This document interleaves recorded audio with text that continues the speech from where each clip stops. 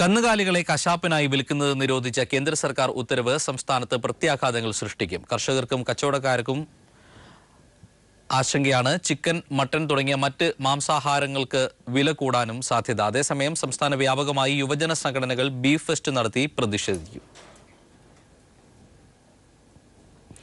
കശാപ്പ് നിരോധനം വർഗീയ അജണ്ടയ്ക്ക് നിയമസാധുത നൽകുന്ന തീരുമാനമെന്ന് CPIM PB. കർഷകരുടെ ജീവനോപാധി ഇല്ലാതാകുമെന്നും വിജ്ഞാപനം പിൻവലിക്കണമെന്നും PB വാർത്താക്കുറിപ്പിൽ വ്യക്തമാക്കി.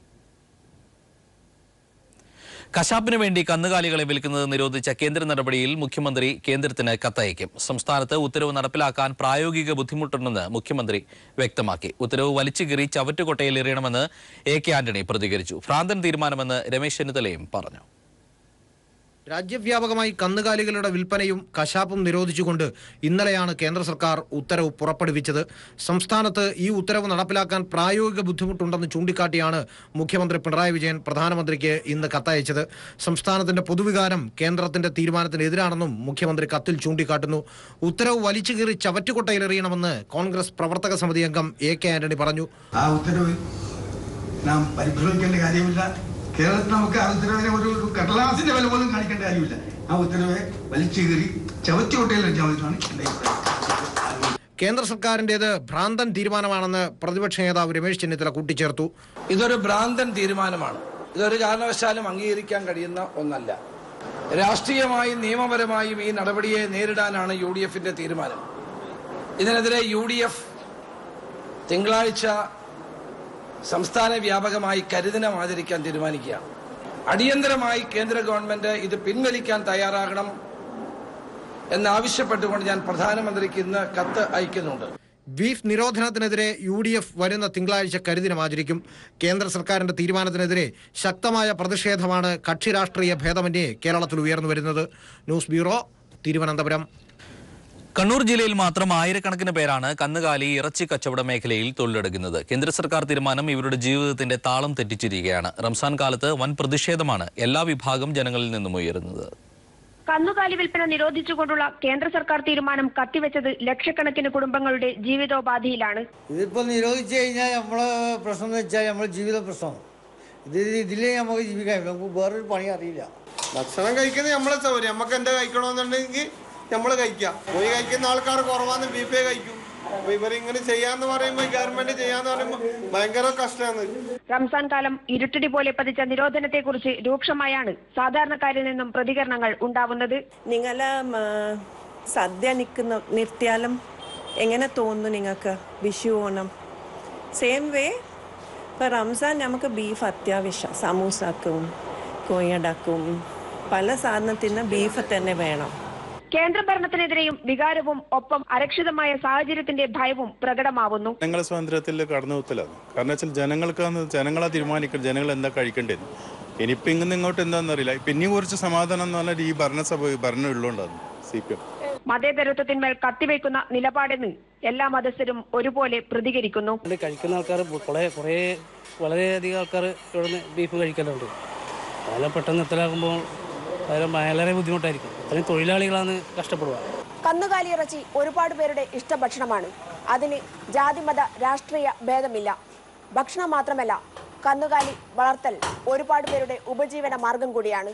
അതുകൊണ്ട് തന്നെ ജാതിമത രാഷ്ട്രീയ ഭേദമില്ലാതെ എല്ലാവരും ഒറ്റക്കെട്ടായി പറയുന്നു കേന്ദ്ര സർക്കാർ കത്തിവെക്കുന്നത് അവരുടെ ജീവിതത്തിന്മേലാണെന്ന്. കണ്ണൂരിൽ നിന്നും ക്യാമറാമാൻ ജയൻ കല്യാശ്ശേരിക്കൊപ്പം PV ജോഷില. ഉത്തർപ്രദേശിലെ ഗ്രേറ്റർ നോയിഡയിലുണ്ടായ കൂട്ടബലാത്സംഗവും കൊലപാതകവും ബീഫിന്റെ പേരിലെന്ന് വെളിപ്പെടുത്തൽ. ബീഫ് കഴിച്ചിട്ടുണ്ടോ എന്ന് ചോദിച്ചതിന് ശേഷമാണ് 6-അംഗ സംഘം ആക്രമണം നടത്തിയതെന്ന് ആക്രമണത്തിനിരയായ പുരുഷൻ പറഞ്ഞു. പുതിയ വെളിപ്പെടുത്തലിന്റെ അടിസ്ഥാനത്തിൽ പോലീസ് അന്വേഷണം ആരംഭിച്ചു. ഇക്കഴിഞ്ഞ വ്യാഴാഴ്ചയാണ് ഉത്തർപ്രദേശിലെ ഗ്രേറ്റർ നോയിഡയ്ക്കടുത്ത് കാറിൽ സഞ്ചരിക്കുകയായിരുന്ന കുടുംബത്തെ തടഞ്ഞു നിർത്തി 4 സ്ത്രീകളെ കൂട്ടബലാത്സംഗം ചെയ്യുകയും തടയാൻ ശ്രമിച്ച കുടുംബനാഥനെ വെടിവെച്ച് കൊലപ്പെടുത്തുകയും ചെയ്തത്. രാജ്യത്തെ നടുക്കിയ സംഭവത്തിലാണ് ആക്രമണത്തിന് ഇരയായയാളുടെ പുതിയ വെളിപ്പെടുത്തൽ. ബീഫ് കഴിച്ചിട്ടുണ്ടോ എന്ന് ചോദിച്ചതിന് ശേഷമാണ് 6-അംഗ സംഘം ആക്രമിച്ചതെന്ന് കാറിലുണ്ടായിരുന്ന കുടുംബാംഗങ്ങളിൽ ഒരാൾ വെളിപ്പെടുത്തി. മുസ്ലിമാണോ എന്നായിരുന്നു ആക്രമികളുടെ ആദ്യത്തെ ചോദ്യം. പിന്നീട് ബീഫ് കഴിച്ചിട്ടുണ്ടോ എന്ന് ചോദിച്ചു. ഇല്ലെന്ന് മറുപടി നൽകിയെങ്കിലും നിങ്ങളെ ഒരു പാഠം പഠിപ്പിക്കും എന്ന് ആക്രോശിച്ചുകൊണ്ട് വയലിലേക്ക് വലിച്ചെടുക്കുകയായിരുന്നു. തുടർന്ന് 4 സ്ത്രീകളെ ബലാത്സംഗം ചെയ്യുകയും എതിർക്കാൻ ശ്രമിച്ചയാളെ വെടിവെച്ച് കൊലപ്പെടുത്തുകയും ചെയ്തുവെന്ന് കൊല്ലപ്പെട്ടയാളുടെ സഹോദരി ഭർത്താവ് പറഞ്ഞു. എന്നാൽ ബീഫ് കഴിച്ചിട്ടുണ്ടോ എന്ന് ചോദിച്ച കാര്യം ആദ്യം പോലീസിനോട് പറയാത്തതിനാൽ എഫ്ഐആറിൽ രേഖപ്പെടുത്തിയില്ല. ആ സമയത്തെ മാനസിക സംഘർഷത്തിലാണ് ഈ കാര്യം പോലീസിനോട് പറയാൻ വിട്ടുപോയതെന്നും ഇയാൾ പറഞ്ഞു. പുതിയ വെളിപ്പെടുത്തലിന്റെ അടിസ്ഥാനത്തിൽ അന്വേഷണം തുടങ്ങിയെന്നും ഇരകളിൽ നിന്നും കൂടുതൽ വിശദാംശങ്ങൾ ചോദിച്ചറിയുമെന്നും ജില്ലാ പോലീസ് മേധാവി വ്യക്തമാക്കി. News bureau, Delhi. രാജ്യത്ത് എല്ലാവർക്കും ജോലി നൽകാൻ സർക്കാരിന് സാധിക്കില്ലെന്ന് BJP ദേശീയ അധ്യക്ഷൻ അമിത്ഷാ. ജനങ്ങൾ സ്വയം തൊഴിൽ കണ്ടെത്തണമെന്നും BJP അധ്യക്ഷൻ പറഞ്ഞു. സ്വയം തൊഴിൽ കണ്ടെത്താൻ സർക്കാർ സഹായം നൽകുമെന്നും അമിത്ഷാ കൂട്ടിച്ചേർത്തു. വർഷം 2 കോടി യുവജനങ്ങൾക്ക് ജോലി നൽകുമെന്നായിരുന്നു BJPയുടെ വാഗ്ദാനം. ജമ്മു കാശ്മീരിലെ രാംപുര സെക്ടറിൽ ഭീകരരുമായുണ്ടായ ഏറ്റുമുട്ടലിൽ ഹിസ്ബുൾ കമാൻഡറെ സുരക്ഷാ സേന വകവരുത്തി. ഭീകരരുടെ നുഴഞ്ഞുകയറ്റ ശ്രമം പരാജയപ്പെടുത്തുന്നതിനിടയിലാണ് ഹിസ്ബുൾ കമാൻഡർ നബ്സാർ അഹമ്മദ് ഭട്ടിനെ സൈന്യം കൊലപ്പെടുത്തിയത്. ദില്ലി ഉൾപ്പെടെ രാജ്യത്തെ പ്രധാന നഗരങ്ങളിൽ തീവ്രവാദി ആക്രമണ സാധ്യതയുണ്ടെന്ന ഇന്റലിജൻസ് റിപ്പോർട്ടിനെ തുടർന്ന് സുരക്ഷ ശക്തമാക്കിയിട്ടുണ്ട്.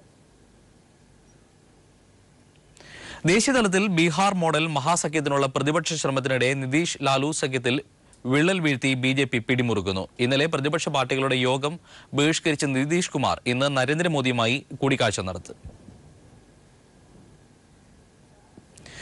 വ്രതശുദ്ധിയുടെ നിറവിൽ വിശ്വാസികൾ. മാസപ്പിറവി കണ്ടതോടെ ഇന്ന് റംസാൻ 1. മനസ്സും ശരീരവും ശുദ്ധീകരിക്കാനായി വ്രതാനുഷ്ഠാനത്തിന്റെ നാളുകൾക്ക് വിശ്വാസികളും പള്ളികളും സജ്ജമായി കഴിഞ്ഞു. കേരളത്തിലെ വിവിധ പുവർ ഹോമിലെ കുട്ടികൾക്ക് UAE സർക്കാരിന്റെ റംസാൻ സമ്മാനം. UAEയും കേരളവും തമ്മിലുള്ള ദൃഢവും ഊഷ്മളവുമായ ബന്ധത്തിന്റെ ഭാഗമായാണ് പുവർ ഹോമിലെ കുട്ടികൾക്കായി 18 ടൺ ഈത്തപ്പഴം UAE പ്രസിഡന്റ് സമ്മാനമായി സംസ്ഥാനത്ത് എത്തിച്ചത്. സമ്മാന വിതരണത്തിന്റെ ഉദ്ഘാടനം മുഖ്യമന്ത്രി പിണറായി വിജയൻ നിർവഹിച്ചു.